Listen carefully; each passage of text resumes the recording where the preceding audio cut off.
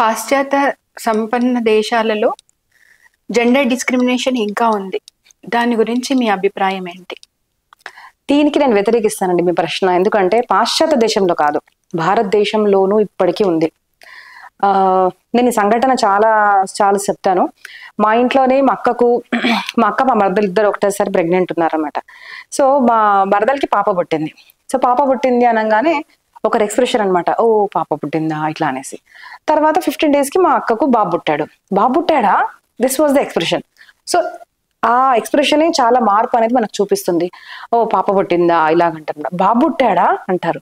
So బాబు పుట్టడానికి ఎంతో మంది ఇప్పుడు కూడా వ్రతాలు అనుష్ఠానాలు చేయడము, మా దగ్గరికి వచ్చి అడుగుతుంటారు కదా, మాకు అమ్మ మా కొడుకు పుట్టాలి అనేసి. సో ఇక్కడ కూడా ఉందండి, ఆడవాళ్ళని తక్కువగా అనుకుంటుంటారు, ఆడపిల్లలు ఉంటే ఒక శాపంగా భావిస్తారు. దట్ ఈస్ ద రీజన్ ఇప్పుడు కన్యా యోజన ఇవన్నీ రావడానికి ఎందుకండి కారణము. మధ్యకాలంలో మనం గనక చూస్తే చాలా భ్రూణ హత్యలు జరిగాయి. That is the reason. ఇప్పుడు చూడండి, అంటే మా తరంగాలకు మనం చూస్తే మెనీ పీపుల్, అంటే చాలా మంది మగవాళ్ళు అన్మ్యారీడ్ గా ఉండిపోయారు. ఎందుకంటే వాళ్ళకి అమ్మాయిలు దొరకలేదు. ఎట్లాంటి సిచ్యువేషన్ వచ్చింది అంటే, వేరే దేశం నుంచి వేరే ప్రాంతం నుంచి ఆడపిల్లల్ని కొని మరీ తీసుకొచ్చి వివాహాలు చేసుకున్న సందర్భాలు ఎన్నో ఉన్నాయి. ఎందుకు అలా జరిగింది అంటే, గర్భంలో ఉన్న ఆడపిల్లల్ని చంపేశారు కదండి. మరి ఆడపిల్లలు తగ్గిపోయారు, రేషియో తగ్గిపోయింది, మగవాళ్ళు ఎక్కువగా అయిపోయారు. అందరికీ కోడలు కావాలండి, అందరికీ భార్య కావాలి, కానీ ఎవ్వరికి కూడా కూతురు అనేది వద్దు. మన భారతదేశం గురించి నేను చెప్పాలనుకున్నాను. ఎందుకంటే విదేశాల గురించి మనం మాట్లాడడం కాదండి, ఫస్ట్ చేంజ్ అనేది మనలో రావాలి. ప్రతిదీ వెస్టర్నర్స్ లో తప్పు ఉంది అని అనుకుంటున్నాం, కానీ మనలో లోపాలు మనం తెలుసుకోవాలి. వెరస్ నేను శాస్త్రాలు చదివిన తర్వాత దాంట్లో అసలు ఎన్ని చోట్ల మనకు చెప్పారు అంటే, ఒక ఆడపిల్ల పుట్టింది అంటే 2 వంశాలని ఉద్ధరిస్తుంది అంటారు. అంటే అమ్మ నాన్న పరివారం వంశాన్ని ఉద్ధరిస్తుంది, పెళ్లి చేసుకొని ఏ ఇంట్లో వెళ్తుందో ఆ వంశాన్ని కూడా ఉద్ధరించేది ఒక స్త్రీ అని మనకు చెప్తున్నారు. తర్వాత మన భారతీయ సాంప్రదాయం కనుక మనం చూస్తే స్త్రీ పూజ ఉందండి. కోడలు అంటే మహాలక్ష్మి వచ్చింది అంటారు, కూతురు పుట్టింది అంటే మహాలక్ష్మి పుట్టింది అన్న మన సాంప్రదాయము. మన దగ్గర ఆడవాళ్ళు పూజ, ముత్తైదువు అని వాళ్ళ పూజ చేయడము, ఏదన్నా నోము నోచుకున్నా ఏది చేసుకున్నా కూడా ఆడవాళ్లకు బొట్టు పెట్టి వాళ్ళకి ఏదో పెడితేనే ఆ నోము అనేది పూర్తి అవ్వడము. నవరాత్రుల్లో కనుక మనం చూస్తే బాలికల పూజ, సువాసిని పూజ, ఇవన్నీ కూడా మన దగ్గర సాంప్రదాయం. నేనైతే ఎక్కడ కూడా మగవాళ్ళ పూజ ఎక్కడ చూడలేదండి. అంటే అవర్ ట్రెడిషనల్ సాంప్రదాయం ఎక్కడ చూడలేదు నేను. బట్ ఏమైపోయింది అంటే, మర్చిపోయారు చాలా మంది అసలు మగ సంతానమే కావాలి అనేసి. నిన్న కూడా ఒక వీడియో చూశానమ్మా నేను. దాంట్లో ఏంటిది అంటే, శివపురాణంలో దేవి భాగవతంలో ఎన్నో సార్లు అబ్బాయి పుడితే కానీ అపుత్రస్య గతిర్నాస్తి అని ఉంది అంటారు. సో నేను దాని గురించి ఒక వీడియో కూడా డీటెయిల్ గా చేస్తానండి. థింగ్ ఈజ్, పుత్రుడు ఉండాలండి, అమ్మాయి కూడా ఉండాలి, కానీ ఒకరు లేరు అంటే మా జీవితము ఏదో వృధా అయిపోయింది అన్నది లేదు. సంపూర్ణ శాస్త్రాలకు సారము శ్రీమద్ భాగవతము. నిగమ కల్పతరోర్ దళితం ఫలం అనే మన శ్లోకము ప్రారంభంలో వస్తుంది. దాంట్లో స్కంద పురాణ అంతర్గత, భాగవతంలో కాదు, భాగవతం యొక్క మాహాత్మ్యము స్కంద పురాణంలో చెప్పారు, పద్మ పురాణంలో చెప్పారు. సో పద్మ పురాణ అంతర్గత ఒక శ్లోకం ఉంటుందన్నమాట. దాంట్లో క్లియర్ గా చెప్తారు, ఆత్మదేవుడన్న బ్రాహ్మణుడు సంతతి కలగడం లేదు అని బాధపడి ఆత్మహత్య చేసుకోవడానికి వెళ్ళాడు.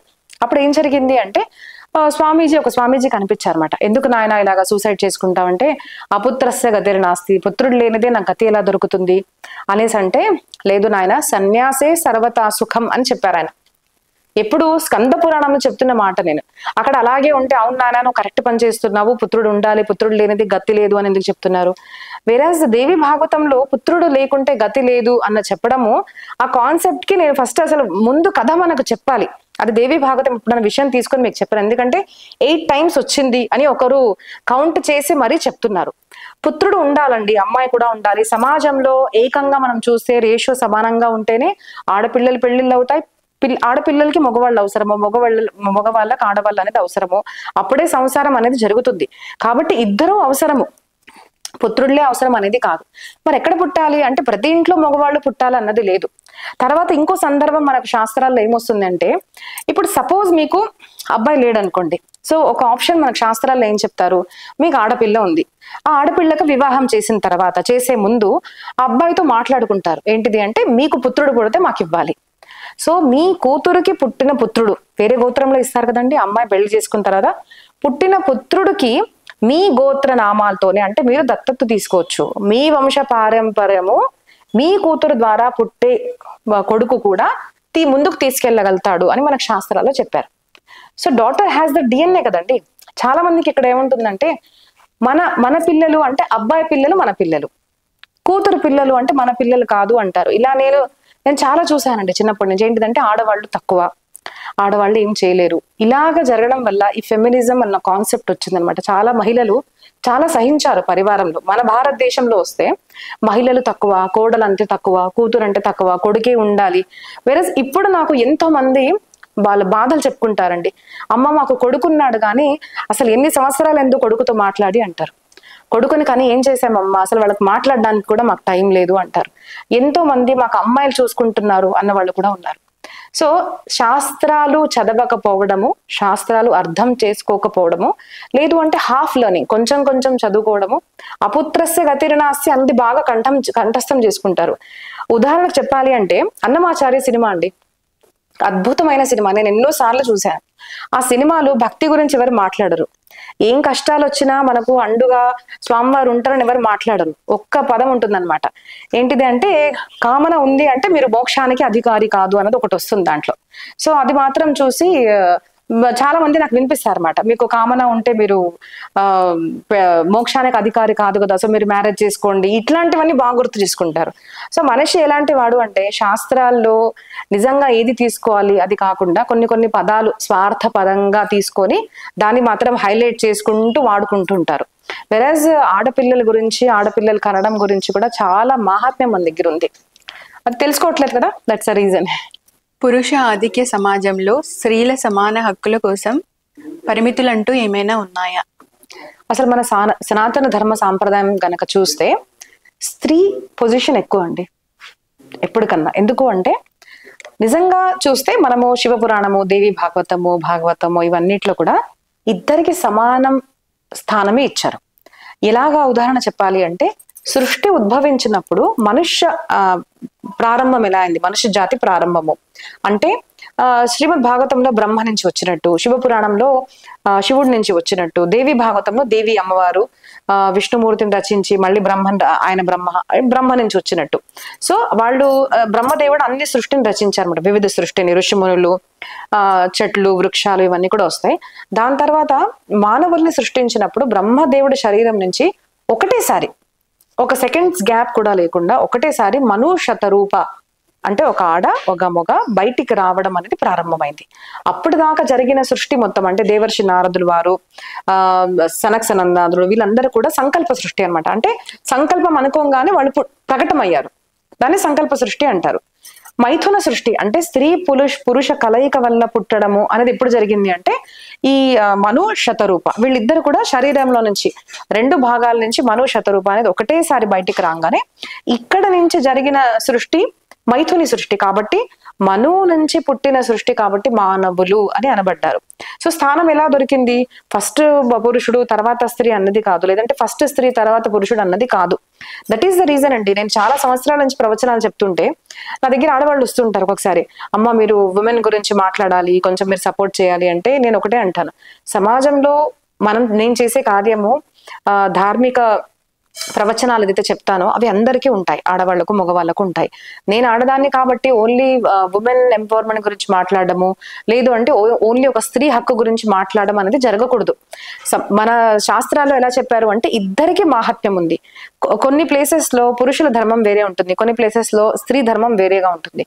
కానీ ఇద్దరికి అధికారం అనేది సమానంగా ఉంటుంది, ఇద్దరి మహాత్మ్యం కూడా సమానంగా ఉంటుంది. కాబట్టి నేను ఒక ప్రవచనకర్తలుగా కేవలం స్త్రీకి ఎలా మహాత్మ్యం ఇవ్వగలుగుతాను?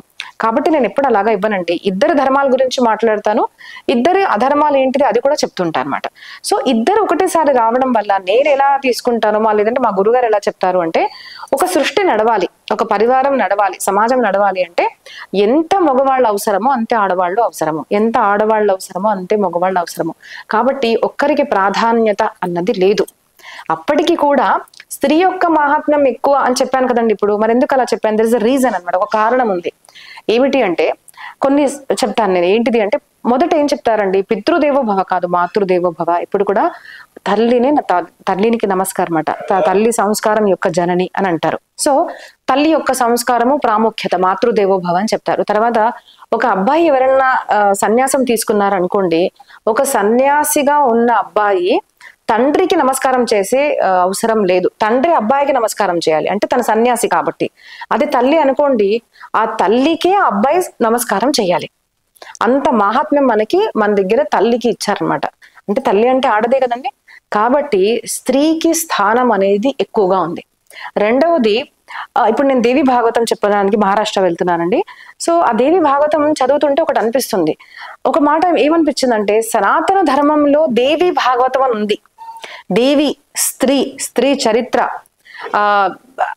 ఇది మన సనాతన ధర్మంలో మాత్రమే ఉంది. ఇంకా వేరే మతాల్లో ఎక్కడన్నా ఒక స్త్రీని దేవుడిగా చూపించి అమ్మవారు అన్న శాస్త్రం ఎక్కడన్నా మీకు కనిపిస్తుందా? ఎక్కడ కనిపించదు. దెర్ ఇస్ ఓన్లీ సనాతన ధర్మ. ఎక్కడైతే దేవి ఆరాధన చేస్తారు, ఆ దేవిని ఎక్కడ చూస్తారు? చెట్లలో, వృక్షాల్లో, అన్నిట్లో కూడా చూస్తాం, కానీ స్త్రీలలో మనం చూస్తాం. కాబట్టి ఆ దేవి పూజ ఎప్పుడైతే మనం చేస్తామో నవరాత్రుల్లో, అప్పుడు స్త్రీ రూపంలో ఉన్న ప్రతి స్త్రీ అంటే ముత్తైదులు, చిన్నపిల్లలు, కన్యా పూజలు కూడా మనం చేస్తుంటాము. అంత మహాత్మ్యం మనకు సనాతన ధర్మం అనేది ఇస్తుందన్నమాట. So that is the reason నేనేం చెప్పాను అంటే, స్త్రీలకు మహాత్మ్యం ఎప్పటికీ ఎక్కువగా ఉంటుంది పురుషుల కన్నా.